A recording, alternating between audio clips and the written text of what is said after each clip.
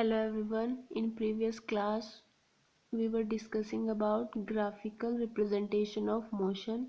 We were discussing two types of graph. First was distance time graph. Now second is velocity time graph. अब velocity time graph क्या होता है? It shows how the velocity of a body changes with the passage of time. कि जैसे जैसे time change करता है किसी ऑब्जेक्ट की जो वेलोसिटी है वो किस तरह चेंज करती है, इसको कौन शो करता है? Velocity time graph.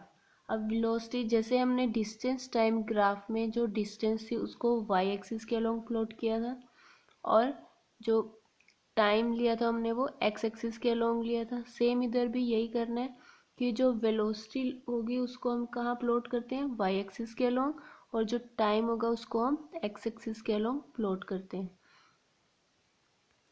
Here we will consider three cases. First, velocity time graph for a body moving with constant velocity. कि velocity time graph हमने बनाना है, ड्रॉ प्लॉट करना है कि जब कोई बॉडी मूव कर रही है कांस्टेंट वेलोसिटी के साथ. अब कांस्टेंट वेलोसिटी का मतलब क्या है कि जो मोशन है उसकी वो क्या है? यूनिफॉर्म. अब मोशन यूनिफॉर्म का मतलब क्या होता है कि इक्वल इंटरवल्स ऑफ टाइम में इक्वल डिस्टेंस ट्रेवल कर रही है. इसका मतलब क्या है कि जो वेलोसिटी होगी वो डजेंट चेंज विद टाइम. कि जैसे ही 1 सेकेंड में उसने 40 किलोमीटर डिस्टेंस ट्रेवल किया, आर में है तो 2 आर, नेक्स्ट जो आर होगा उसमें भी 40, नेक्स्ट 3 आर में भी जो वेलोसिटी है वो कितना है? 40. तो मोशन क्या है? यूनिफॉर्म. यूनिफॉर्म का मतलब क्या है कि जो इक्वल इंटरवल ऑफ टाइम में इक्वल डिस्टेंस ट्रेवल कर रहे हैं. तो जो ग्राफ बनेगा वो क्या बनेगा? एक स्ट्रेट लाइन बनेगा parallel to time axis. This is the time axis, तो एक लाइन बन रही है पैरेलल टू टाइम एक्सिस. अब जो एरिया होता है वी टी ग्राफ, वी को डिनोट कर रहा है वेलोसिटी को, टी डिनोट कर रहा है टाइम.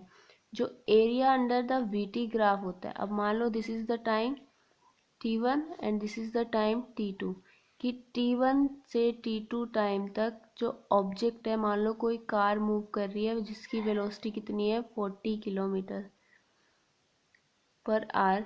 तो आपको ये बताना है कि उसने t1 टाइम से t2 टाइम तक में कितना उसने डिस्टेंस ट्रेवल किया, कितना डिस्प्लेसमेंट ट्रेवल किया, ये बताना है. तो इसको कैलकुलेट करने के लिए हम क्या करते हैं? Area under the curve. अब ये क्या है? ए बी मतलब is equal to C D. तो ये क्या हो गया? Time interval. अब टाइम इंटरवल कैसे निकालेंगे? t2 माइनस टी वन यानी C D, and A C is equal to B D, क्योंकि ये क्या बन रहा है? एक तरह से रेक्टेंगल. तो ए सी क्या है? वेलोसिटी कितना है? 40 इंटू, और टाइम कितना आएगा? 4 - 1 3, तो 40 × 3 तो कितना हो गया? 120. अब this is velocity into time. Velocity into time क्या होता है? डिस्प्लेसमेंट. तो area under V T curve क्या होएगा? मैग्नीट्यूड ऑफ डिस्प्लेसमेंट बताएगा. आप यहाँ से डायरेक्शन नहीं फाइंड आउट कर सकते, only we can find magnitude of displacement. तो वो क्या आएगा? Area under V T curve, V T graph. तो जो भी वी टी ग्राफ होगा उसका एरिया हम find. Now the second case is we T graph for uniformly accelerated motion. अब हम वेलोसिटी टाइम ग्राफ प्लॉट करेंगे यूनिफॉर्मली एक्सेलरेटेड मोशन के लिए. तो यूनिफॉर्मली एक्सेलरेटेड मोशन में क्या होता है कि that velocity changes in equal amount in equal intervals of time. कि इक्वल इंटरवल्स ऑफ टाइम में इक्वल जो चेंजेस होंगे वो वेलोसिटी के अंदर होंगे. अब जब ये यूनिफॉर्म की बात आती है तो यूनिफॉर्म में जो ग्राफ प्लॉट होता है वो क्या बनता है? Always a straight line passing through the origin. This point is called origin. तो this is the velocity. Y axis के अलोंग वेलोसिटी प्लॉट किया, एक्स एक्सिस के अलोंग टाइम प्लॉट किया.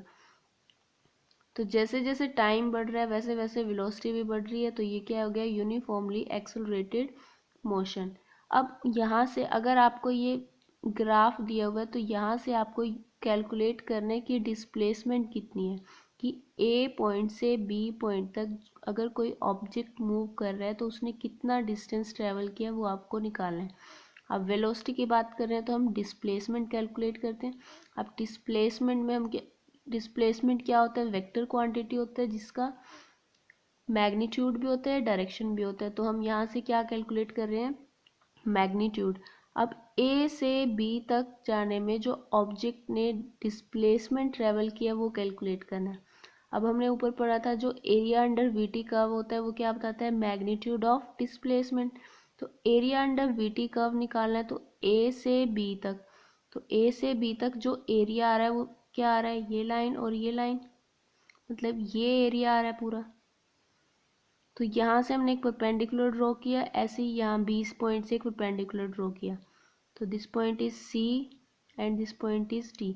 तो ये जो एरिया बन गया ये आ गया total A B D C, this is the total area under VT graph. तो यहाँ से आपको कैलकुलेट करना है। अब आप सी डी के पैरेलल एक लाइन ड्रॉ कर सकते हो, दिस पॉइंट इज ई। अब जो नीचे है ए सी डी ई, ये क्या बन गया, एक रेक्टेंगल बन गया। जो ए किसके इक्वल है, 20, सॉरी ए सी किसके इक्वल है, 20। और ऐसे ही ई डी भी क्या होएगा, 20। ए ई क्या है, टाइम डिफरेंस, तो 20 माइनस 10 कितना हो गया, 5। तो ये तो हो गया 20 माइनस 10 10। तो ये तो क्या हो गया टाइम, और जो वेलोसिटी है वो कितना हो गया 20। तो 10 इंटू 20 कितना हो गया 200 मीटर।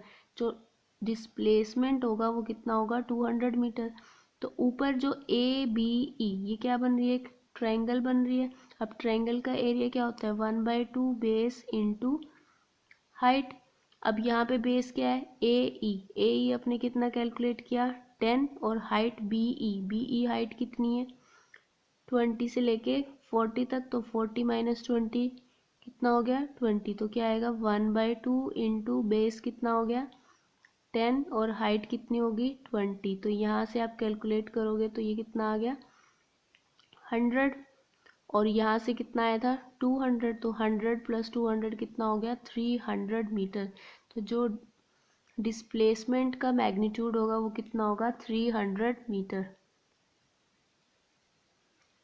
सो ए से बी तक जो कार ट्रेवल कर रही है उसको जो ए से बी तक जाने के लिए जो एरिया कवर कर रहा है वो क्या कर रहा है, A B E D C.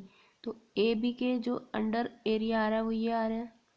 उसके बाद इसका जब आप ए ई को ज्वाइन करते हो तो नीचे ए ई डी सी एक रेक्टेंगल बन रही है, और ऊपर क्या बन रही है ए बी ई एक ट्रायंगल बन रही है। तो आपने एरिया ऑफ रेक्टेंगल निकाला, लेंथ इंटू ब्रेड्थ, लेंथ क्या है ए ई इंटू ए सी। अब ए सी आपने कैलकुलेट किया, ये कितना है ग्राफ से ये आया 20। और ए ई मतलब कि जो टाइम इंटरवल है, टाइम इंटरवल कितना है यहाँ पे, कितना है ई पॉइंट पे 20 माइनस 10, तो ये कितना आ गया 10। ऐसे ही एरिया ऑफ ट्रायंगल क्या होता है 1/2 बेस इंटू हाइट। तो यहाँ से आपने निकाल लिया एरिया ऑफ ट्रायंगल। तो टोटल एरिया क्या हो गया 300 मीटर, क्योंकि वेलोसिटी क्या है मीटर पर सेकंड में और टाइम सेकंड में, तो इसलिए जो डिस्प्लेसमेंट आएगी वो क्या आएगी मीटर के अंदर। तो डिस्प्लेसमेंट का मैग्नीट्यूड कितना आ गया 300 मीटर। कि 10 से 20 के जो टाइम इंटरवल है उसके अंदर जो डिस्प्लेसमेंट ट्रेवल करेगी कोई भी ऑब्जेक्ट या कार, वो कितना करेगा 300 metre. Now the third case is VT graph for non-uniformly accelerated motion. अब नॉन यूनिफॉर्म आ रहा है मतलब इक्वल इंटरवल्स ऑफ टाइम में अनइक्वल वेलोसिटी ट्रेवल कर रहे हैं। मीन्स जो वेलोसिटी के अंदर चेंजेस आ रहे हैं वो क्या आ रहे हैं अनइक्वल आ रहे हैं in equal intervals of time. जो टाइम इंटरवल है वो क्या है सेम है 4 8 12 16 20, लेकिन जो वेलोसिटी के अंदर चेंजेस आ रहे हैं। यहाँ पे मान लो दिस इज 12, उसके बाद एकदम से कितना हो गया 30, फिर कम हो रहा है, फिर इंक्रीज हो रहा है, फिर डिक्रीज हो रहा है। तो ये क्या हो गया नॉन यूनिफॉर्म एक्सेलरेटेड मोशन। मतलब क्या है कि जो variation of velocity of a body वो वेरी कर रही है non uniformly with time. Thank you.